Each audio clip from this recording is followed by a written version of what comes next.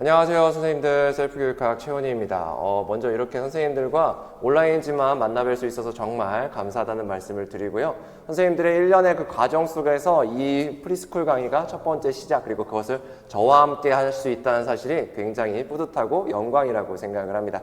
그래서 이제 본격적으로 강의를 시작해 보도록 할 텐데요. 일단 제 설명회 때도 말씀을 드렸지만 제 소개를 간단하게 하자면, 저는 2014년도에 행정고시를 붙어서 한 7년 정도 교육부 생활을 했었습니다. 그리고 열심히 지금은 방문각에서 선생님들과 함께 교육학과 관련된 여러 가지 컨텐츠를 제공하고 있죠. 자세한 거를 조금 원하신다면 여기 이제 카페랑 유튜브 채널이 있으니까 거기 가셔서 제가 했었던 간단한 강의라든지 아니면 저에 대한 기본적인 또 안내사항들 확인해 주시면 될 것 같네요.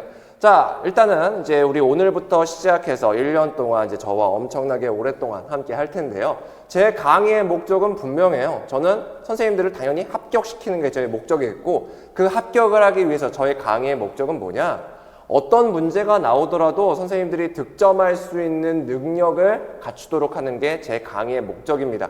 물론 제 강의에서 다뤘던 주제의 이론들이 나오면 베스트겠죠. 근데 계속해서 문제들은 발전한단 말이에요. 평가원이, 교육부가 정말 아무 생각 없이 그냥 문제 낼 거 아니잖아요. 이게 어느 정도 겹치지 않아야 되고 그런 것들을 다 스크린하게 되는데, 그렇게 되면 결국에는 내가 처음 보는 이론이 나올 것이고 처음 보는 문제 유형이 나올 거예요. 그럼 거기서 그냥 대충 처음 봤네 이러면서 당황하고 막 0점으로 내고 이렇게 할 게 아니라 우리가 뭐라도 써야 된단 말이에요. 바로 이번 강의, 그러니까 오늘 저의 강의 자체는 선생님들이 그 이론이나 문제 이런 것들에 상관없이 1점이라도 아니면 0.33점이라도 더 맞게 하는 그런 강의라고 할 수가 있습니다. 자, 그러면 그러한 능력이 뭐냐라는 것들이에요. 이러한 능력은 크게 이제 세 가지로 볼 수가 있을 것 같습니다. 하나는 교육적인 사고예요. 교육적으로 사고하란 말이에요. 생각을 교육적으로 생각한다고 하면 우리가 어떤 문제가 나오더라도 내가 교육학적인 그런 생각으로 접근할 수가 있습니다. 자, 두 번째는 문제 해석 능력이에요. 우리가 당연히 문제를 풀어야 되니까 문제를 정확하게 읽을 줄 알아야 되겠죠. 문제를 정확하게 조건이나 여러 가지 것들을 고려하면서 정확하게 문제를 해석하는 능력 역시 우리 강의를 통해서 길러지는 능력이라고 할 수가 있습니다. 자, 세 번째는 답안 작성 능력인데요. 결국에는 우리는 답안을 써야 됩니다. 그렇기 때문에 답안 작성 능력 역시 제 강의를 통해서 선생님들이 길러지는 역량이라고 생각이 듭니다. 자, 이렇게 두 번째, 세 번째 같은 경우에는 우리가 앞으로 수많은 문제를 풀 겁니다. 2순환, 3순환, 4순환을 거치면서 거의 1000개 가까이 되는 문제를 풀 것이고요. 그 다음에 우리가 5순환, 실전 모의고사를 하면서 답안 작성 능력들이 생길 거예요. 그러면 우리 이제 프리스쿨 또는 1순환 여기서는 뭐에 좀 더 초점을 두느냐? 바로 이 첫 번째, 이 교육적인 사고를 갖는데 우리가 초점을 갖고 있는 거예요. 결국에는요, 우리가 이 지금 0순환 그리고 앞으로 나오는 1순환의 목적은 분명히 해야 됩니다. 나는 이제 교사로서 그런 마인드를 갖겠다 하는 교육적인 사고를 함양하는데 집중을 해줘야 됩니다. 자, 그래서 이제 이런 교육적 사고를 갖고 여러 가지 능력을 향상시키는 데 있어서 저의 강의는 기본적으로 5개의 순환과 마지막 파이널로 진행이 됩니다. 자, 작년에 제가 여기서 이제 강의를 하면서 느꼈었던 게 뭐냐면, 임용시험만의 특수성이 있어요. 뭐냐면 다른 공무원 시험도 그렇고 다른 이렇게 보면 애들이 처음부터 되게 막 이렇게 차근차근 가는 경우들이 많아요. 근데 우리 임용시험은 어때요? 중간중간에 들어오는 케이스들이 많습니다. 처음부터 시작하는 케이스, 3월부터 시작하는 케이스, 5, 6월, 7, 8월 이렇게 나눠져 있어요. 근데 이렇게 나눠져 있었던 게 나쁘다 이런 게 아니라, 선생님들이 그때 와서 이제 여러 가지 강의를 듣다 보면 저에게 하는 공통된 질문들이 있어요. 저희가 지금 상당히 오랫동안 교육학을 안 해서 지금 이것들을 따라갈 수 있을까요? 제가 여기 3순환 바로 들어갈 수 있을까요? 1순환 바로 들어야 될까요? 근데 그것들을 1순환 듣는 선생님들도 그래요. 제가 지금 초수여서, 제가 교직 이수를 했는데 오래돼서 이런 얘기들 하면서 바로 강의를 따라갈 수 있을까요? 라는 질문들을 주십니다. 그리고 실제로 강의를 하다 보면 선생님들 표정에서 그게 드러나. 내가 정말 이게 조금 생소하구나, 어렵구나 이런 얘기들을 많이 하시는데, 제가 곰곰이 생각해 봤어요. 그러면 순환별로, 순환마다 뭔가 인트로 강의라나 그런 것들을 해야 되나? 라는 생각들이 들었었는데, 그래, 아싸리 차라리 이런 모든 순환에 있어서 기초가 되는 교육적인 사고와 관련된 강의를 하면 좋겠다라고 바로 기획한 것이 오늘 이번 강의인 영순환이라고 할 수가 있습니다. 자, 영순환 강의, 그래서 철저하게요, 우리가 기본적인 소양을 갖는 데 집중을 해주셨으면 좋겠습니다. 자, 그래서 간단하게 이번 프리스쿨을 설명을 드리자면 이 강의 내용은요, 우리가 무엇보다도 출제 원칙에 부합하는 에듀마인드, 즉 교육적인 사고를 세팅하는 데 완전 초점을 두고 있는 거예요. 근데 그렇다고 해서 제가 교양 강의처럼만 할 수는 없잖아요. 우리가 시험에서 자주 나오는 파트가 있습니다. 교육 과정, 교육 방법, 교육 평가, 교육 행정. 이 필수 4가지 파트에 정말 기초 오브 기초 이론들은 간단하게 한번 다뤄볼 거예요. 근데 그냥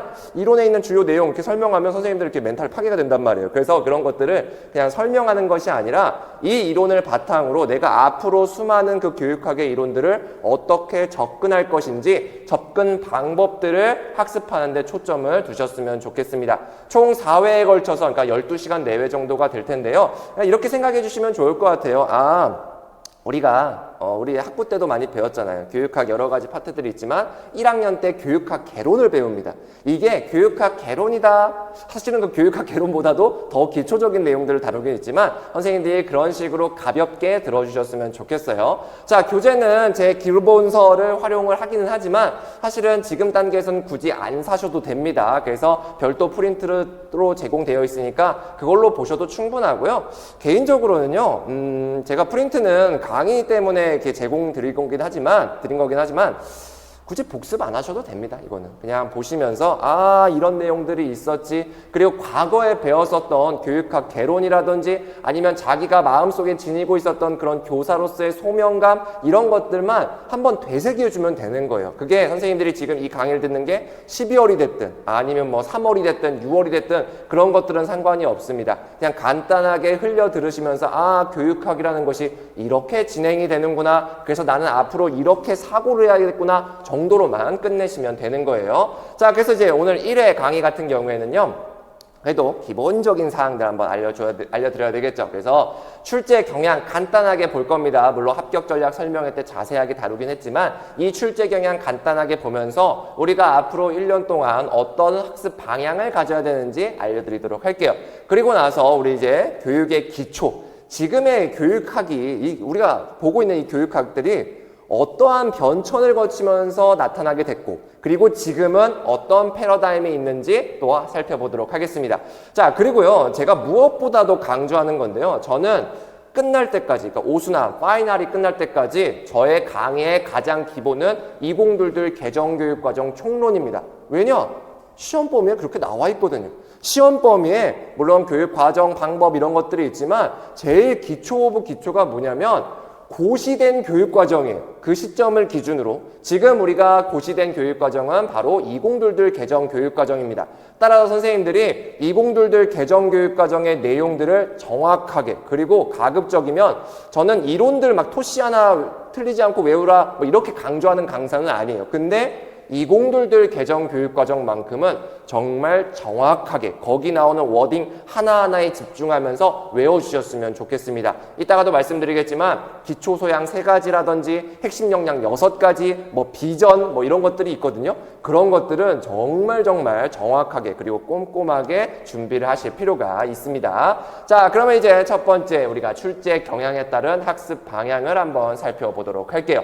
자, 우리가 물론 설명회 때도 말씀드리기는 했지만 우리 시험 언제 봐요? 11월에 봅니다. 11월. 이제 막 추워질 것 같기도 하고, 네, 그러기도 하는데, 올해는 되게 추웠었더라고요. 그래서 이렇게 추워지는 11월 달에 시험을 보게 됩니다. 우리는 이 11월을 향해서 열심히 달려가야 되는 거예요. 자, 우리 11월 보는 이 1차 시험, 거기에 이제 교육학이 들어가 있는데, 우리 교육학 시험 논술형으로 바뀌어 있습니다. 2014학년도부터 논술형으로 출제되고 있고요. 문항수는 한문항이라고 제가 말씀을 드렸어요. 그래서 오해하지 마세요.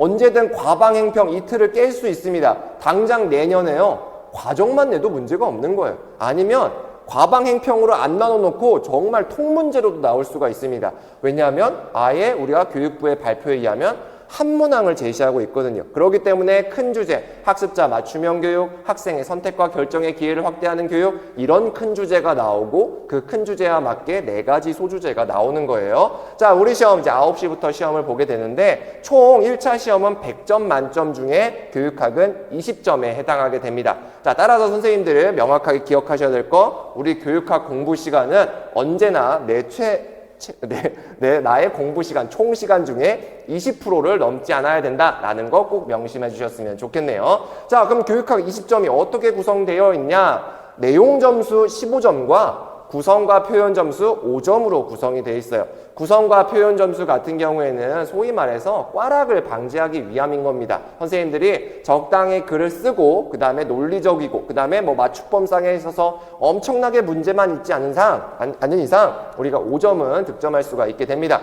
자, 그러면 내용적인 부분에서 어떤 것들이 나오냐? 우리 이제 고시에 따르면요. 교육학, 개론, 교철사, 과정, 평가, 방법, 블라블라 등등등이 나와요. 근데 우리가 주로 교육 과정, 방법, 행정, 평가가 많이 나오게 되죠. 자, 여기서 우리가 유심히 봐야 될 게 있어요. 바로 이 교육학 개론이라고 들어가 있는 부분입니다. 학부 기준으로는 1학년 아마 2학기 때? 뭐 이렇게 배웠던 것 같아요. 제 기억상으로는.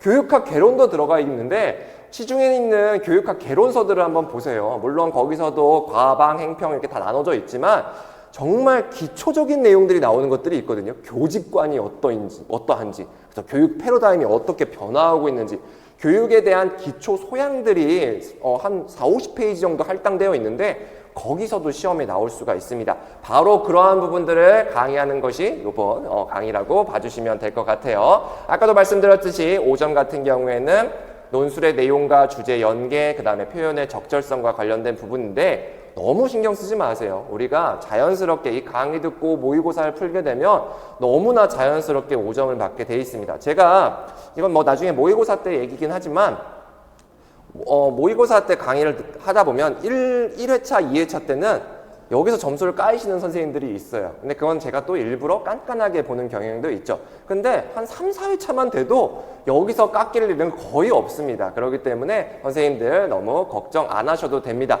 뭐 여러 가지 이야기들이 있어요. 뭐 문단마다 한 문장을 꼭 써줘야 된다. 그 다음에 뭐 맞춤법 정확하게 해야 된다. 띄어쓰기 어쩌다. 전혀 신경 안 쓰셔도 됩니다. 그런 부분들까지 너무 깐깐하게 하면 이 점수를 애초에 만들었던 그 목적과는 조금 상치가 되거든요. 그래서 우리가 이 내용적인 부분에 집중을 해주셨으면 좋겠네요. 자, 우리 시험이 어떻게 변화했느냐? 물론 제가 이제 도입기, 과도기, 안정기 이 세 가지 형태로 분류를 해놨어요. 그래서 우리가 처음에는 논술형이 도입됐었던 2014학년도부터 16학년도까지는 말만 논술이었어요. 사실상. 그냥 이론의 특징, 장단점, 개념 뭐 이런 것들만 물었기 때문에 저는 이때 당시의 문제를 보면 저 대학교 때 중간고사가 생각이 나요. 중간고사 저는 대학교 때 그렇게 풀었었거든요. 그냥 단순하게 장단점 쓰세요 이런 것들. 그래서 이때는 논술이라기보다는 서술형에 가까웠었습니다. 근데 이게 이제 문제의식이 생겼겠죠. 우리가 교사로서 어떻게 서술형만 물어보냐. 그러면 이런 것들은 객관식에서 바꾼 보람이 없지 않느냐. 그러면서 좀 더 논술형에 가깝게 됐는데 여전히 잘 몰랐었던 거예요. 그러다 보니까 출제 유형은 조금 뭔가 현장감 있게 좀 만들긴 했습니다. 신문 기사도 나오고 교사들 간의 대화도 나오고 뭐 메모 형태 이런 것들도 나오긴 했지만 여전히 문제는 서술형의 문제를 취하고 있었죠. 자, 그러다가 21학년도부터 정말 획기적인 변화가 일어나게 돼요. 굳이 따지자고 하면 저는 21학년도 시험, 그러니까 2020년도에 있었던 그 시험이 우리 논술형 임용 시험에 있어서 정말 획기적인, 정말 드라마틱한 변화가 생겼다고 생각을 해요. 그래서 이때는 제가 한문항이 나온다고 했었죠. 그래서 그것에 좀 더 집중했었던 것 같아요. 교육 패러다임을 반영했었던 큰 주제가 나오고 그 큰 주제와 맞게 4가지 소주제가 나오게 됐는데 이때 현장형 문제가 주로 나오게 됩니다. 그냥 이론형, 특징, 장단점 이런 것들을 물어보는 게 아니라 그 이론, 지문을 통해서 파악할 수 있는 그 이론들을 과연 현장에 적용했을 때 우리가 어떠한 방식으로 적용할 수 있느냐, 구체적인 방안이라든지 실행 전략이라든지 이런 것들을 물어보기 시작한 것이 21학년도라고 할 수가 있어요. 자, 그러다 보면 이제 한번 문제를 볼게요. 이게 작년 문제였어요. 작년. 그러니까 올해죠. 네, 올해 문제였습니다. 이거 물론 강의를 들으시는 선생님들이 조금은 다를 수가 있겠지만 24학년도 시험 같은 경우에는 우리가 학습자 맞춤형 교육이라는 주제로 과방 행평에서 나왔고요. 그 다음에 뭐 내용들을 보면 교사들 간의 대화가 나왔습니다. 실제적으로 일어날 수 있는 대화에 대해서 내용들이 나왔어요. 자, 이 문제 저는 문제를 받아보고 나서 어떤 느낌이 들었을까요? 큰일 났다. 선생님들 쓰기는 쉽지 않겠다라는 생각이 들었습니다. 분명 어려웠던 시험에 최근 아마 한 5, 6년 통틀어서 난이도상에 있어서는 2024학년도 시험, 2023년도에 봤었던 그 시험이 가장 난이도상 어려웠다라고 생각이 들었어요. 자, 저만 그렇게 느낀 게 아니었습니다. 제가 시험이 끝난 직후에 일주일 동안 설문조사를 돌렸거든요. 그랬더니 이제 총 70명의 선생님들이 응답을 해주셨습니다. 근데 보세요. 어렵다와 아주 어렵다의 비율이 무려 80%, 그러니까 56명이나 되셨던 거예요. 그 전해 같은 경우에는 어렵다고 응답하신 경우가 20%도 안 됐었던 것 같았거든요. 제가 동일하게 설문조사를 했었는데, 근데 이번 시험 같은 경우에는 무려 80%의 선생님들이 이번 시험이 어려웠다라고 말씀을 해주셨어요. 그럼 이게 왜 어려웠냐라는 거예요. 사실 이론적으로 보면 그렇게까지 어려웠을까라는 부분들이 있어요. 잠재적 교육과정, 그 다음에 뭐 능력 참조 평가, 온라인 수업의 유형, 어떻게 보면 소위 말해서 우리 강의에서 다 다룬 거 아니야 라는 생각들이 들었었을 거예요. 근데 우리가 어렵다고 느꼈었던 게 뭐였냐? 네. 그리고 초수생 같은 경우에는 이런 것들이 좀 더 어렵다고 응답을 주셨었고요. 왜 어렵다고 느꼈었냐? 결국엔 다 이렇게 집중이 될 수가 있을 것 같아요. 공부한 게 나오질 않아서. 처음 보는 이론이어서 무엇을 써야 될지 모르겠어서 답이 없는 것 같아서. 자, 강사는 강의를 다 했다고 생각을 합니다. 근데 선생님들이 뭔가 어려웠다라고 느꼈던 거, 그거 왜 그랬을까요? 제 생각에는 그렇습니다. 선생님들이 우리가 이게 아직 객관식 때 약간 좀 뭔가 전통이라고 할까요? 그런 것들이 나와 있는데 이게 시험에 나옵니다. 별표 3개 이렇게 공부하다 보면 사실은 좀 빠지는 부분들이 있어요. 그것이 바로 CAT였던 것이고 그 다음에 학교 운영위원회 이런 부분들이었던 거죠. 그러다 보니까 선생님들이 이거 우리 강의에서 안 다뤘던 내용들인데 처음 보는 이론인데 이렇게 마인드가 생겼었던 겁니다. 결국에는 저번 시험에서 어려웠던 거 문제 자체가 어려웠던 건 아니에요.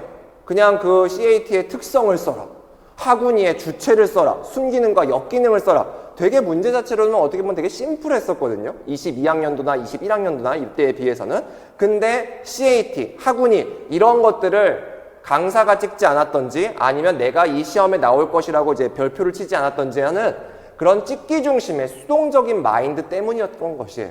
자, 우리 아까도 제가 서두에도 말씀드렸지만 분명히 제가 강조하지 않은 이론이 나올 수도 있고요. 저는 별표 1개예요. 3개 정도까지는 아니에요. 라고 했던 게 나올 수도 있어요. 근데 그것들에 대해서 모르는 게 나왔네. 나 멘탈 파괴. 이러면서 백지로 낼 거 아니잖아요. 우리가 무엇이든 어떤 것이라도 쓸 수가 있어줘야 됩니다. 그게 바로 선생님으로서의 우리가 필요한 역량, 그 다음에 앞으로 선생님들이 가르칠 때도 분명히 그런 것들이 필요하기 때문에 문제 자체를 그렇게 낸 것이라고 할 수가 있습니다. 자, 그러면 이렇게 하는 것들이 과연 출제 원칙이나 이런 것들에 벗어난 거냐? 아니에요. 우리 시험의 출제 경향은 정말 무엇보다도 출제 원칙에 충실해지고 있습니다. 21학년도부터 조금씩 발전하고 있어요. 저는 작년 시험, 그러니까 24학년도 시험이 우리의 출제 원칙, 평가원의 출제 원칙을 정말 정확하게 반영했다고 생각이 듭니다. 자, 평가원에서 말하는 중등이면 교육학의 출제 원칙은 뭐냐? 중등학교 교사에게 필요한 전문 지식과 자질을 종합적으로 평가한다라고 제시되어 있습니다. 자, 그리고 무엇보다 두 번째가 더 중요한 건데 학교 교육 현장에서 실제적으로 적용할 수 있는 이에요. 그냥 이론 드립다 아무것도 나오는 게 아니라 그 이론 중에서 실제적으로 교육 현장에서 적용할 수 있는 지식뿐만 아니라 기능과 소양 이런 것들을 평가한다라고 제시되어 있습니다. 따라서 문제에는 단순하게 이론형만 나오는 게 아니라 현장형을 언제든지 물어볼 수가 있는 거예요. 자, 그래서 이제 작년도 이제 문제를 보면 지난 시험 문제 같은 경우에는 정말 이런 부분들이 도드라졌다고 할 수가 있습니다. 이전까지 20학년도까지는 제가 이론형에 치중을 했었다고 했었죠. 21학년도에는 현장형이 엄청나게 나왔었어요. 그러다 보니까 그때 무슨 생각이 들었었냐? 어떤 얘기들이 돌았었냐? 이제는 교육학 이론을 공부할 필요가 없다라는 얘기들이 나왔었어요. 그래도 쓸 수가 있었으니까요. 실제로 그 당시에 1년 동안 교육학을 공부 안 하고 기간제를 냈었던 선생님들이 의외로 고득점을 맞는 경우들이 있었거든요. 왜냐? 내 경험들을 그냥 쓴 거예요.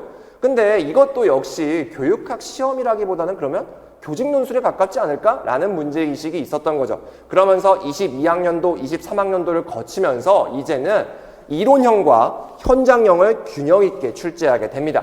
바로 지금 이렇게 보시면 아시겠지만 파란색이 현장형이고요. 노란색이 이론형을 제시한 문제였었는데 이런 것들이 지금 숫자상으로 봐도 딱 균형 있게 나온다라고 볼 수가 있겠죠.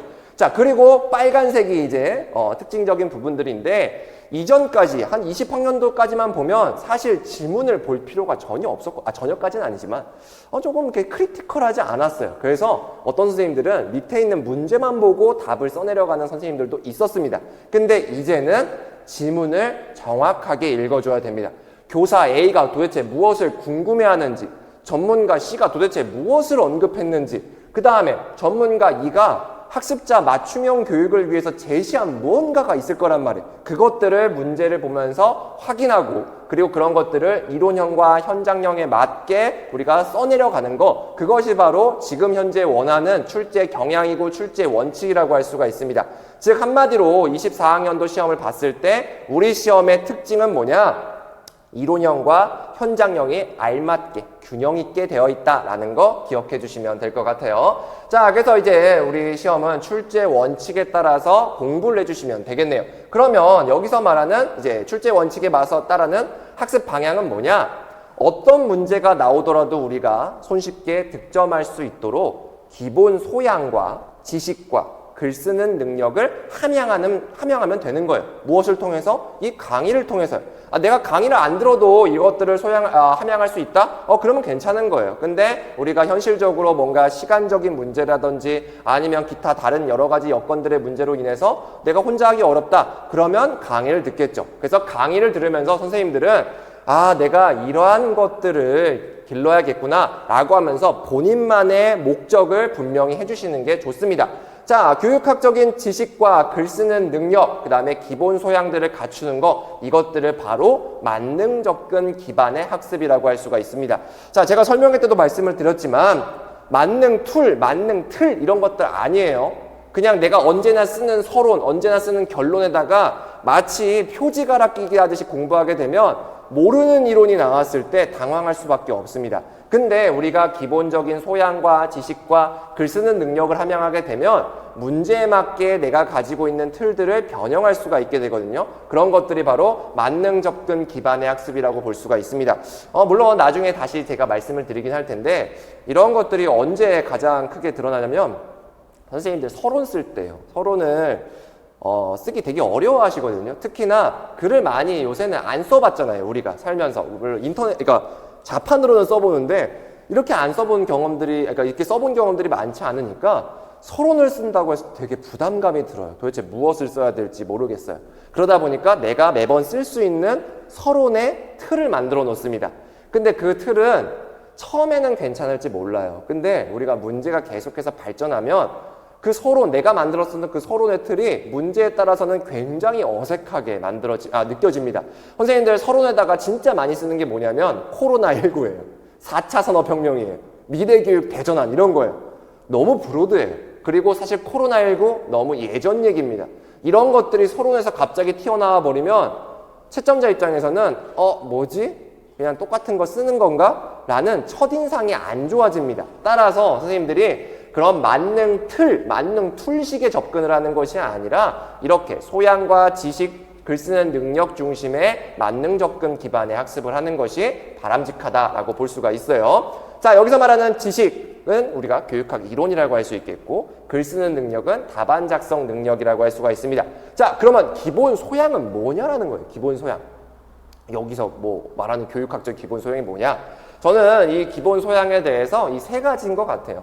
교육학적인 사고, 그러니까 마인드 세팅인 거죠. 그 다음에 지금 현재 교육 패러다임이 어떻게 변화하고 있고 최근에는 그래서 어떤 게 교육이냐라고 하는 것이에요. 그리고 세 번째는 아까도 말씀드렸듯이 2022 개정교육과정이라고 할 수가 있습니다. 자, 왜냐면요, 2022 개정교육과정은 선생님들이 이제 내년에 이제 다음 25년에 되겠죠. 25년도에 선생님들이 학교에 가면 이제는 중학교 1, 2학년이 딱 적용되는 시기입니다. 그렇기 때문에 이 2022 개정교육과정의 세부적인 내용들도 당연히 기본적인 소양에 들어갈 수 있는 부분이라고 할 수가 있어요.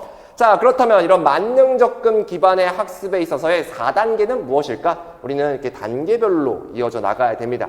그냥 바로 20점으로 쏠 수가 없어요. 차근차근 올라가야 되겠죠. 특히나 초수 선생님들 아마 지금 그냥 지금 이 상황에서 교육학 모의고사를 본다고 하면 대충 12점, 13점이 나올 겁니다. 근데 그게 뭐 못한다 이런 개념이 아니라 지금 현재 필요한 단계가 있을 것이고 점차 우리가 그 점수의 단계들을 올려갈 필요가 있어요. 자, 학습의 4단계 크게 이제 4단계로 하면서 토대 마련, 내재와 인출, 실전 연습의 단계라고 제가 마련을 해왔습니다. 자, 그래서 토대 마련 같은 건 뭐냐?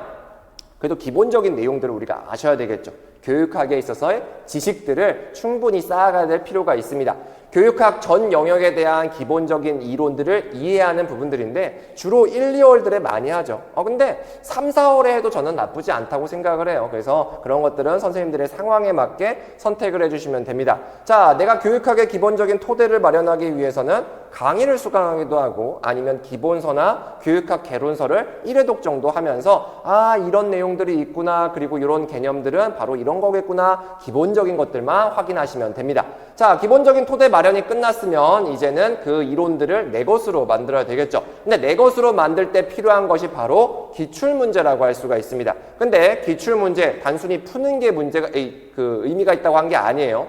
그 문제에서 어떤 이론들이 나왔냐 하는 것이 보다 더 중요합니다. 그러면서 내가 보다 더 집중해야 될 이론들을 추려나가고, 그리고 이제 그때부터는 암기를 조금씩은 해줄 필요가 있게 되겠죠. 그리고 뭐 단거나 뭐 이런 것들도 있는데 제가 뭐 자랑은 아니지만 제 기본서만 보면 사실은 단거나가 돼 있다고 저는 자부를 해요. 왜냐하면 저는 문제 만들 때 아예 교재 만들 때 단권화를 생각하고 만든 거거든요. 그렇기 때문에 제 강의를 들으시는 선생님들은 굳이 단권화는 뭐 안 하셔도 저는 될 것 같습니다. 자, 내 것으로 만들었으면 이제 내용들을 인출해 봐야 되겠죠. 결국에 우리는 답을 써야 됩니다. 근데 답을 쓰라고 했을 때 바로 모의고사 풀려고 하면 진짜 아무도 못하죠. 그렇게 쓸 수 있다고 하면 그 선생님은 이미 준비가 완료된 선생님입니다.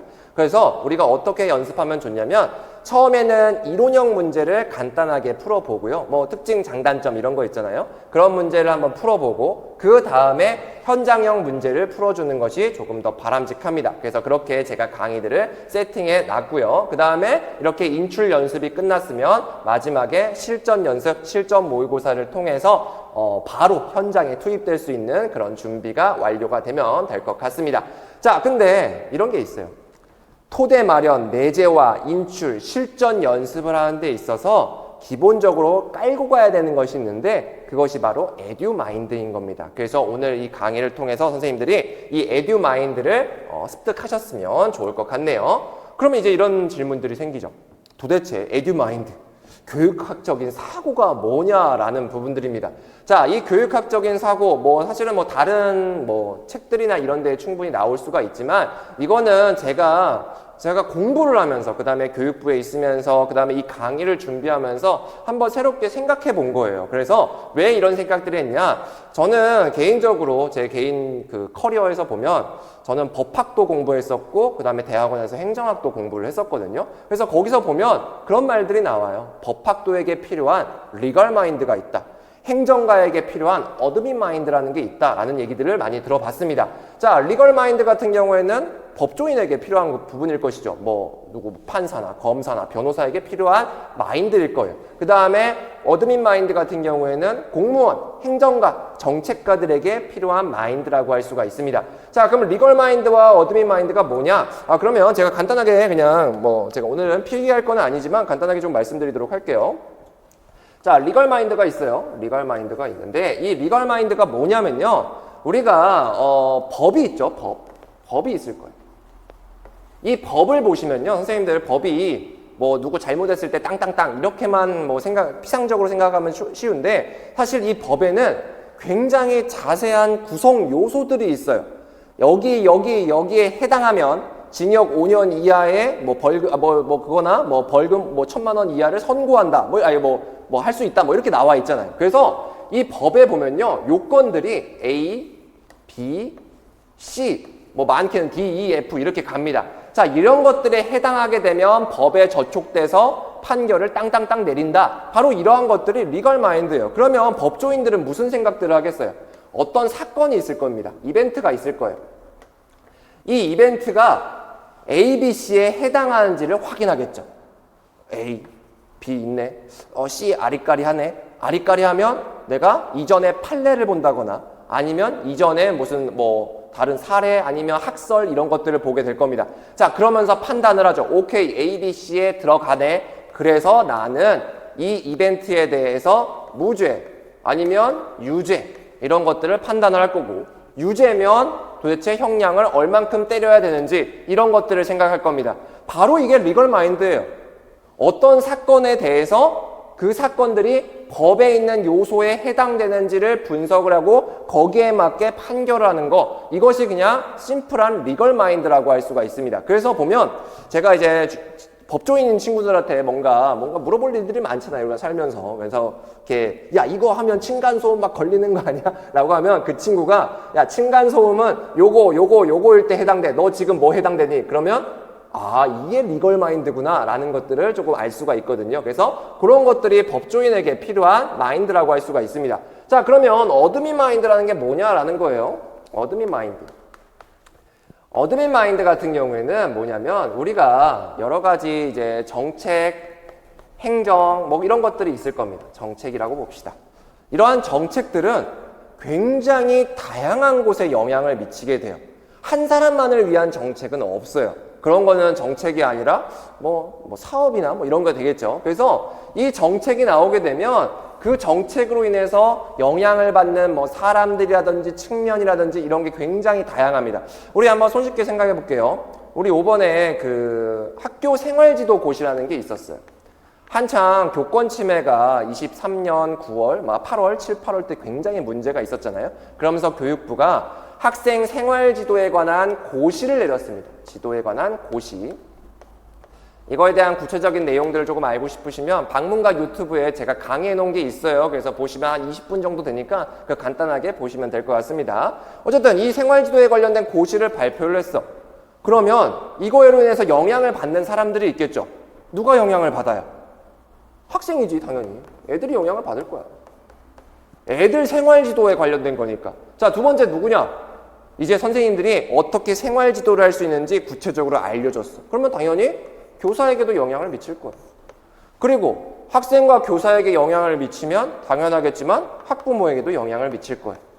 그리고 선생님들 이게 뭐 체벌 이런 것들은 아니지만 아이들을 관리하고 뭐 통제하고 지시하고 이런 것들과 관련된 부분들이에요. 그러면 이게 비단 학교에만 영향을 미치는 것이 아니라 사회에도 영향을 미칩니다. 아, 애들한테는 이 정도까지는 우리가 케어해 줄 수가 있겠구나. 이 정도까지는 우리가 생활지도로서 다뤄줘도 법에 문제는 없겠구나 라고 하기 때문에 굉장히 다양한 영역으로 영향을 미칠 거예요. 자, 그러면 이 중에서 이 생활지도 고시가 있었을 때 이런 정책들이 있을 때 선생님들은 좋아하겠죠. 좋아할 거예요. 물론 싫어하는 선생님들도 있습니다. 이게 뭐 구체적이지 않았다. 결국에는 법령 개정이 아니다. 뭐 그런 것들은 차치하고 나서라도 생활지도 고시가 있으면 교사들은 좋아해요. 근데 애들은 조금은 싫어하겠죠. 나를 통제하게 되니까. 그리고 학부모는 약간 세모일 것이고, 뭐 사회도 뭐 찬반 양론들이 있을 것 같아요. 자, 그러면 여기서 행정가로서는 어떠한 것들을 해줘야 되냐? 바로 이 마이너스적인 측면들이 있잖아요. 이런 것들에 대해서 보완을 해주는 거예요. 보완을 해줄 거예요. 그러면 결국에는 어떻게 되겠어요? 나중에 결국에는 학생 그 조례 있잖아요. 조례. 이런 것들도 역시 조금씩 바꿔 나갈 겁니다. 아니면 아이들을 위한 뭔가 지원 시스템 이런 것들을 만들 거예요. 자, 바로 이게 행정가적인 마인드예요. 어떤 정책, 어떤 행정에 대해서 다양한 측면에서 미치는 영향들을 생각합니다. 그리고 그 속에서 혹시나 마이너스가 되는 부분이 있으면 보완책을 마련해 주는 거. 이게 바로 행정가적인 마인드예요. 그래서 행정가들은 딱 이렇게 생각을 합니다. 우리 그 교육부에서 보고서를 쓸 때 보면 되게 여러 가지 측면으로 분석해 놓거든요. 왜냐? 마이너스가 되는 부분들을 보완하기 위한 거죠. 자, 그럼 선생님들이 이제 리걸 마인드가 뭔지도 아셨고 어드민 마인드가 뭔지도 아셨어요. 그러면 교육학적인 사고, 에듀 마인드는 뭐냐라는 부분들입니다. 되게 심플해요. 에듀 마인드는 뭐냐면 교육 목적 달성을 위해서 우리가 무엇을 어떻게 가르칠지 준비하고 실행하고 평가하는 것이라고 볼 수가 있습니다. 너무나 뻔한 내용 아니에요? 맞아요. 에듀마인드니까. 교육학적인 사고니까. 선생님들이 나중에 선생님에서 뭐 하려고 하는 거예요? 결국에는 잘 가르칠 겁니다. 근데 그 가르칠 때 그냥 내가 알고 있는 내용 가르치는 것이 아니라 교육 과정에 따라서 가르칠 거예요. 왜냐? 그래야지만 교육 목적을 달성할 거예요. 근데 그냥 들이다 가가지고 야, 나 오늘 책 펴라. 야, 50페이지 펴. 이러면서 막 강의할 거 아니잖아요. 준비하고 실행하고 평가하는 그런 체계적인 과정들을 거쳐야 됩니다. 즉, 교육학적인 사고, 에듀마인드라는 것은 이렇게 정의될 수 있지만 세부적인 구성 요소를 보면 무엇을? 바로 교육과정과 관련된 생각을 하는 것이고요. 어떻게 가르칠지, 방법과 평가에 대한 내용들이 반영이 됩니다. 그리고 그런 것들을 단순하게 하는 것이 아니라 준비하고 실행하고 평가하는 일련의 체계적인 과정을 거친다는 거, 이것이 바로 교육적 사고, 에듀마인드라고 할 수가 있어요. 그래서 선생님들이 이제 나중에 교육 방법 파트를 배우실 때 제일 어려워하는 부분들이 어디냐면 교수 설계 부분이거든요.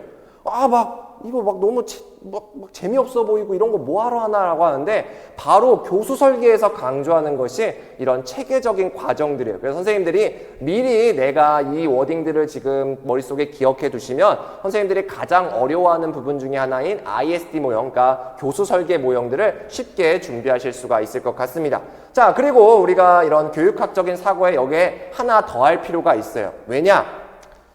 어떻게 보면 서글픈 건 아니지만, 당연한 걸 수도 있지만, 선생님들은 학교에서 가르치는 일들만 하지는 않아요.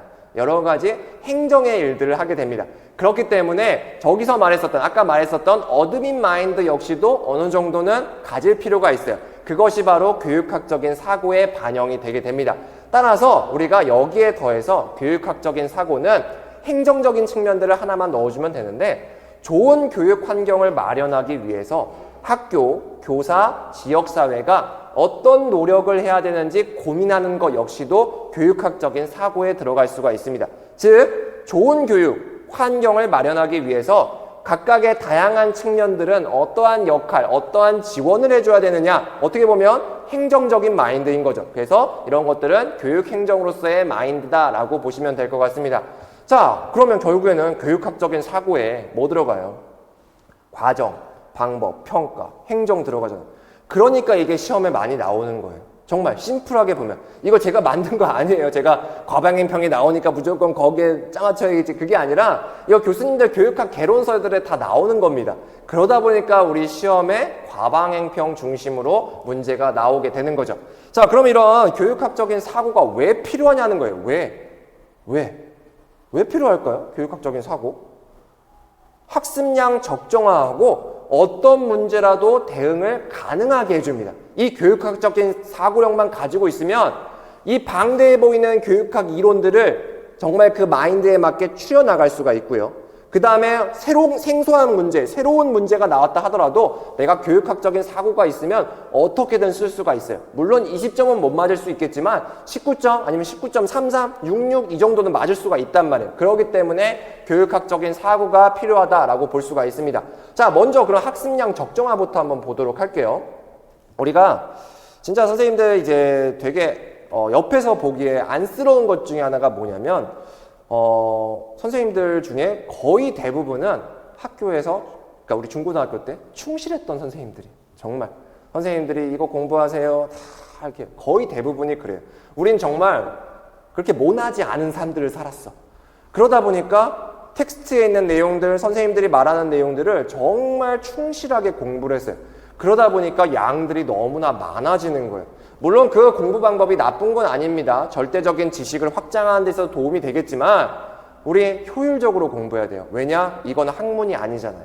수험이잖아요. 그러다 보니까 효율적으로 공부를 해줘야 되는데 교재들 같은 경우에 어떻게 되어 있냐면 일반적인 교과서 말씀드립니다. 일반적인 교과서에서 보면 어떤 교육과정의 유형을 봤을 때 교육과정의 등장, 배경, 그 학자의 유년 시절, 그 다음에 세부적인 특징, 필요성, 기능, 원리, 장단점 막 나와요. 이런 것들만 해도 한 두세 페이지, 많게는 10페이지까지도 갑니다.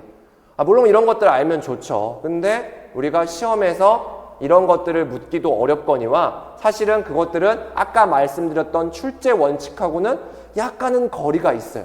그래서 우리가 출제 원칙의 기반으로 에듀마인드식의 접근을 한다고 하면 뭐 보면 되냐면 아까 우리 그랬잖아요. 에듀마인드가 뭐라고 했어요? 교육학에 있는 교육 목적 달성을 하기 위해서 무엇을 어떻게 할지라고 했어요. 그다음에 뭐 교육 행정적인 부분들도 있죠. 그렇기 때문에 우리는 교육 과정별로 목적, 내용, 방법, 평가 이 정도만 한 줄씩 정리하면 되는 거예요. 그것들만 내가 숙지하고 있으면 사실은 어떤 교육 과정이 나오더라도 내가 답을 쓸 수 있습니다. 그렇게 되면 분량 자체가 엄청나게 줄어들 거예요. 자, 그 다음에 교수학습 이론도 마찬가지입니다. 일반적인 교과서에서 보면 뭐 구성주의 이론들이 대부분 그런데 해당 교수학습 이론의 뭐 등장 배경, 뭐 필요성, 원리, 특징, 장단점 막 나와요. 심지어 많게는 장단점이 막 5, 6개 나와버립니다. 그럼 이론별로 5, 6개가 나와봐요. 그럼 그런 것들 또 어떻게 외울 거예요? 선생님들은 이제 암기의 양을 줄인다고 해서 이제 앞글자를 따다 외우는데 앞글자 따서 외우는 거 나쁜 건 아닙니다. 근데 의미가 없잖아요. 그 앞글자 따서 외우는 게. 그러면 그것 자체도 또 하나의 나의 뇌 공간을 차지하게 되거든요. 그러면 비효율이 발생할 수밖에 없습니다. 근데 에듀마인드식으로 접근하게 되면 어떻게 되느냐? 해당 교수학습 이론의 역시 목적, 그 다음에 교수학습 이론마다 조금 다른 핵심 개념들이 있어요. 조금 특이한 워딩들이 있습니다. 그거 하나 정도만 아시면 되는 거예요. 그리고 그 교수학습 이론에 따랐을 때 나는 어떠한 교수학습 스킬, 교육 방법을 활용할 건지, 그 다음에 그럴 때 아이들은 어떻게 평가할 건지 이런 부분들만 우리가 간단하게 정리하시면 학습량 적정화를 이룰 수가 있게 됩니다. 자, 이게 제 이론서의 기본적인 내용들인데요. 교과 중심 교육 과정이에요. 교과 중심 교육 과정을 제가 어떻게 구성을 해놨냐? 교육 목표가 뭔지, 교육 내용이 뭔지, 교육 과정은 그래서 어떻게 조직하는지, 그 다음에 특징과 장단점 이 정도만 간단하게 해놨습니다. 교과 중심 교육 과정 선생님들이 가지고 계신 다른 교재들 한번 봐보세요. 그러면 내용들이 많거든요. 근데 그게 잘못됐다라기보다는 우리가 거기서 추려 나가야 될 거 아니에요. 그래서 그런 추린 작업들을 여기다 이렇게 반영해 놨고 선생님들이 실제 공부할 때도 그렇게 추려서 공부하는데 그 추리는 것이 바로 에듀마인드라고 볼 수가 있습니다. 자, 여기서 이제 특징 장단점이 나와서 이제 말씀을 드리는데 특징, 장단점, 그럼 결국에는 이거 몇 개야? 한 10개 되네요. 이거 다 외워야 되겠네요. 외우면 좋죠. 근데 외우기 전에 그냥 생각해 보는 겁니다. 특징, 교과 중심 교육 과정의 특징이래. 뭐 교사 중심의 수업, 교과서 중심의 수업, 그다음에 뭐 정기 지필평가, 상대평가 이런 것들 그러면서 이제 막 외웁니다. 교정 이렇게 외우는데 이런 것들은 어디서 나오냐면요. 여기서 나와요. 목표, 내용, 과정에서 나옵니다. 그렇기 때문에 내가 굳이 외우지 않더라도 목표가 뭔지 알고 내용이 뭔지 알고 교육과정의 조직 유형 이런 것들이 뭔지 알면 이러한 특징들은 충분히 우리가 유추할 수가 있습니다. 즉 앞의 내용을 바탕으로 나온 특징들인 거예요. 굳이 외우지 않으셔도 됩니다. 물론 조금 잘 이해가 안 되는 부분들은 어쩔 수 없이 외워야 되겠지만 우리가 굳이 내가 앞에 있는 주요 내용들을 알고 있는데 특징을 다른 용어로 외울 필요는 없습니다. 자, 그러면 장단점은 뭐냐라고 하는 부분들인데 자, 명확하게 기억하세요. 모든 이론의 이론에 있어서 모든 이론과 개념의 장점과 단점은 그 해당 이론의 특징으로부터 도출됩니다. 자, 그래서 장단점을 굳이 외울 필요가 없어요. 특징만 알고 있으면 자연스럽게 도출되어 있습니다. 자, 그래서 제가 이렇게 해놓은 거예요. 특징, 교과 중심 교육 과정에서의 특징, 첫 번째 특징이 뭐냐? 교사 중심의 지식 전달 수업이에요. 소위 말해서 강의식을 한단 말이에요. 그러면 그냥 지워볼게요. 선생님들 그냥 보지 마세요. 강의식의 장점이 뭐예요? 많은 내용을 효율적으로 전달할 수 있겠죠. 하지만 단점은 뭐예요? 재미없잖아요. 일방향 교수 방법에 따라서 애들의 흥미와 관심을 고려하기가 곤란하다. 물론 제가 선생님들 답안에다가 강의식은 재미없습니다 이렇게 쓸 일은 없어요. 그렇게 쓰면 조금은 그렇죠. 그렇기 때문에 약간 좀 우리가 그럴싸한 표현들로 바꿨을 뿐이지 결국에는 해당 특징으로부터 장점과 단점이 도출되게 되어 있습니다. 그러면 선생님들이 공부해야 될 거가 엄청나게 줄어들게 되겠죠.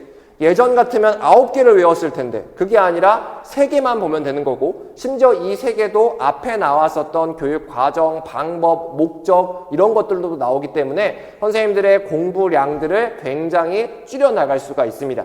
결국에는 어땠습니까? 목표와 내용과 과정이라고 분류하는 이 에듀마인드로부터 내가 특징을 도출했고 이 특징을 바탕으로 내가 장점과 단점을 도출한 거예요. 엄청나게 학습 양들이 줄어들 겁니다. 이렇게 공부하는 것이 효율적이라고 볼 수가 있어요. 자, 강의식 수업 또 나왔네요. 강의식 수업 같은 경우에도 선생님들이 쉽죠. 이건 특징 우리가 뭐 직관적으로 알 수 있을 거예요. 교사 중심의 일방향 설명식 수업, 인지적 역량에 초점을 뒀다, 교과서 중심의 수업을 했다. 그러면 장점, 단점이 나오게 되겠죠. 중간 거 한번 볼까요? 지식 전달을 통해서 인지적인 역량의 발달에 초점을 뒀어요. 강의식 수업은 그렇거든요. 아이들에게 지식을 전달하는 것, 즉 인지적인 수준의 발달만 치중하게 되는데 그랬을 때 장점은 뭐냐? 일단은 많은 지식을 효율적으로 전달할 수 있으면서 아이들의 지식의 범위를 확대할 수 있다는 장점은 있죠. 하지만 단점은 뭐예요? 정의적인 측면이라든지 고등정신 능력, 뭐 사고력, 협동심 이런 것들을 함양하는 데는 한계가 있을 수가 있습니다. 그러면 선생님들 역시 공부량 자체가 줄어들 수가 있는 거예요. 그래서 이런 식으로 효율적으로 공부하는 것이 바람직합니다. 자, 그리고 이제 하나 더 또 이제 보도록 할게요. 우리가 아까 에듀마인드를 제가 설명을 드릴 때 잘 가르치고 잘 평가할 수 있도록 준비, 실행, 평가한다라고 말씀을 드렸어요. 체계적인 과정이 있다라고 말씀을 드렸습니다. 그러면 우리가 여러 가지 교수학습 방법, 교수학습 이론들 이런 것들을 공부할 때 준비, 실행, 평가로 나누면서 교사는 무슨 역할을 해야 될지 한번 생각해 보는 거예요. 자, 볼게요. 강의식 수업이에요. 강의식 수업을 할 때 교사의 역할. 준비 단계에서 뭐 할까요? 아직 수업 시작하기 전이야. 준비 단계에서 뭐 할까? 그냥 심플하게 생각해 봅시다. 일단은 교육 목표 확인해야 될 것이고 내가 가르칠 내용 확인해야 될 거예요. 그 다음에 나의 강의력을 높일 수 있는 여러 가지 전략들, 노력들을 한번 해볼 겁니다. 그 다음에 주로 강의식은 교과서 중심으로 수업을 하게 된단 말이에요. 근데 어떻게 교과서만 가르쳐요? 교과서 외에 혹시나 중요한 내용들은 없는지, 빠진 내용들이 없는지 그런 것들을 탐색하게 될 거예요. 그런 것들이 일종의 준비 과정에서 교사의 역할이라고 할 수 있겠죠. 선생님들 이거 외워야 될까요? 안 외워도 돼요. 우리 여태까지 강의식 열심히 받아봤잖아요. 실제로 우리 또 언제야? 실습 때도 한번 해봤고 그랬을 때를 한번 비추어 봐요. 그러면 강의식 수업을 할 때 나는 어떤 준비 과정을 거쳐야 될지를 쉽게 생각할 수가 있습니다. 자, 그러면 이제 실행 단계로 넘어와서 선생님들이 이제 강의를 할 거야. 강의를 할 거면 어떤 것들을 또 하겠어요? 수업 이제 시작을 했어요. 강의식. 아까 한계가 있었잖아. 재미가 없다면서요. 그럼 그냥 재미없는 채로 할 거예요? 아니죠. 강의식 중간중간에 아이들에게 뭔가 동기도 유발하고 주의 집중을 유발할 수 있도록 뭐 시각 자료를 제시한다거나 아니면 적절한 질문이라든지 이런 것들을 활용할 겁니다. 이런 것들 우리가 또 역시 외우지 않아도 됩니다. 그 다음에 내가 설명을 할 거예요. 설명을 할 텐데 그냥 이거의 특징은 이거 앞글자 따서 외우세요. 두두두두두. 이렇게 하면 애들이 더 재미없겠죠. 우리가 유추를 한다거나 아니면 구체적인 예시를 제시한다거나 이렇게 되면 내용 지식을 좀 더 잘 전달할 수가 있습니다. 저도 지금 예시를 들고 있는 거잖아요. 이런 것처럼 선생님들이 실행 과정 속에서 그런 역할들을 충분히 할 수가 있어요. 자, 그 다음에 이제 강의가 끝났어. 그럼 마지막에 뭐예요? 애들 평가해야 되겠죠? 잘했는지 평가를 하면서 교육 목적을 달성했는지를 우리가 확인해가는 과정들을 할 겁니다. 자, 아이들에 대해서는 평가를 할 거고 내 스스로도 한번 돌아봐야 되겠죠. 저도 오늘 강의 끝나면 집에 가서 막 제 거 봐요. 제 거 보면서 여기서 괜히 이런 드립을 쳐가지고 괜히 그랬네. 아니면 여기서는 좀 사례를 조금 들걸. 그리고 내가 여기서는 왜 이렇게 말을 빨리 할까? 라는 생각들이 듭니다. 그래서 그런 자기 반성을 하면서 강의 내용들을 보완하게 되겠죠. 자, 이런 것들이 준비, 실행, 평가에 있어서의 교사의 역할이고 선생님들이 앞으로 30년 동안 해야 될 일들이에요. 되게 지겨운 일들이겠지만 실제로 해야 된다는 거예요. 그러면 선생님들이 평가원이야. 출제 원칙은 실제적으로 적용할 수 있는 지식, 기능, 소양을 종합적으로 평가한대. 그럼 문제 뭐 내고 싶어요? 강의식의 특징, 장단점도 물어보는 게 의미가 있겠지만 저 같으면 이런 거 낼 것 같아요. 준비, 실행, 평가에 있어서 교사는 뭐 해야 되느냐. 이건 비단 강의식뿐만 아니라 협동학습할 때도 그럴 거고요. 토의 토론 수업할 때도 그럴 거예요. 아니면 요새 선생님들 많이 좋아하시는 거꾸로 수업 이런 것들 있잖아요. 이런 것들 할 때도 바로 이렇게 준비, 실행, 평가에 따라서 생각하게 되면 교사의 역할들이 한 6개는 나올 거예요. 왜냐, 우리가 다 경험을 해봤으니까. 그래서 선생님들이 이렇게 공부하는 것이 바람직하다라고 볼 수가 있습니다. 자, 그랬을 때 이제 우리가 학습량 적정화를 했네요. 그러면 어떻게 문제에 대응 가능하냐? 당신 그거는 당신이 만든 뭐 한 거잖아요. 강의 쓰려고. 아니에요. 실제로 문제도 그렇게 구성이 됩니다. 한번 볼게요. 이게 24학년도 기출 문제였습니다. A가 궁금해하는 점을 설명할 수 있는 교육과정 유형에 근거했을 때 이러한 것들을 학습 목표 설정, 교육 내용 구성, 학생 평가 시에 교사가 고려해야 될 점을 쓰세요 라는 거예요. 아까 그랬죠. 교육과정에 있어서 우리는 목표, 방법, 내용, 평가 이런 것들을 생각하면 된다고요. 바로 이런 것들 직접적으로 물어보는 거예요. 당신 이거 뭐 교재 만들었잖아. 아니에요. 제 교재는 작년에 만든 거예요. 자랑하는 거가 아니라, 자, 이거는 당연한 사고예요. 저만의 사고가 아니라 모든 교수님들, 그 다음에 모든 출제자들, 심지어 교사들도 다 하는 생각들인 겁니다. 그럼 우리가 거기에 맞춰서 공부하면 되는 거예요. 자, 또 다른 문제가 있어요. 또 다른 문제가 뭐였냐면 이건 23학년도 시험 문제였었습니다. 평가 보고서에서 자기 효능감 형성에 영향을 미친다고 분석한 요인에 따른 교수 전략 뭐 2가지 이런 것들 써주면 되고요. 이 문제가 뭐였었냐면 아이들의 자기 주도성을 길러주는 그런 방법들 이런 것들과 관련한 문제였습니다. 자, 자기 조절 과정에서 목표 설정 및 계획 단계 이후의 지원 방안이에요. 그럼 선생님들 뭐가 떠올라요? 목표 설정과 계획 이거 아까 준비, 실행, 평가 중에 언제 하는 거예요? 준비 단계에서 하는 일이잖아요. 그러면 이 단계 이후에서 지원 방안이에요. 아이들의 자기 주도성을 높이기 위해서 선생님들은 수업의 실행 과정과 수업의 평가 과정에서 도대체 뭐 할 거냐라는 거예요. 그러면 벌써 답이 막 떠올라지죠. 이 당시 문제가 나왔을 때 어떤 선생님들이 도대체 이 단계 이유가 뭐냐라고 해서 저한테 막 물어봤어요. 그 명칭이 뭐냐? 없어요. 목표 설정과 계획 단계 다음에 뭐 하겠어요? 수업하겠지. 어떤 특정한 유형이 있는 게 아니거든. 특정한 명칭이 있는 건 아닌데 선생님들 머릿속에 우리가 정말 타파해야 될 게 뭐냐면 키워드 중심인 거예요. 물론 키워드 중심으로 공부해야 되는 부분들이 있습니다. 이론형 문제는 맞아요. 이론형 문제는 키워드 중심으로 공부하는 게 맞지만 현장형 문제 같은 경우에는 키워드 중심으로 공부해봤자 의미가 하나도 없습니다. 애초에 그렇게 채점이 되지도 않아요. 여기서 실행 단계에서 뭔가 지원 방안, 평가 단계에서 지원 방안 선생님들이 경험했었던 거 써주면 충분히 답으로 인정이 됩니다. 실제로 그렇게 답이 됐었고요. 그렇기 때문에 선생님들이 이런 식으로 에듀마인드에 따라서 사고를 할 필요가 있어요. 자, 그리고 이제 네 번째 것도 마찬가지인데요. 우리가 이때 당시에 관료제에 순기능과 역기능이 나왔었는데 그냥 관료제의 순기능과 역기능을 쓰라고 한 게 아니라 규칙과 규정을 강조한다는 특성이 미치는 순기능과 역기능이에요. 이게 뭐예요? 그럼 결국에는 규칙과 규정이 특징이에요. 자, 우리 생각해 봅시다. 그냥 학교에서 정말 깐깐하게 학칙, 그 다음에 절차 이런 것들을 막 준수해봐요. 막 강조해봐. 그러면 이게 무슨 잘못된 점이 있겠어요? 되게 딱딱하잖아요, 조직이. 뭔가 융통성을 발휘하기가 어려워요. 그런 한계가 있다는 거 누구나 알 수가 있어요. 근데 꼭 역기능만 있을까? 아니에요. 절차, 규칙 이런 것들을 강조하면요. 어떠한 위기 상황이 있다 하더라도 조직을 안정적으로 운영할 수가 있어요. 그게 바로 순기능입니다. 그리고 학교에서의 규칙과 원칙 이런 것들이 분명하면 선생님들이 무슨 생각을 할까요? 우리 학교 좀 딱딱하긴 하지만 그래도 안정적으로 일관되게 운영될 수 있다라고 하는 조직에 대한 신뢰가 생깁니다. 그런 거 충분히 생각할 수가 있잖아요. 외워야 돼요? 아니에요.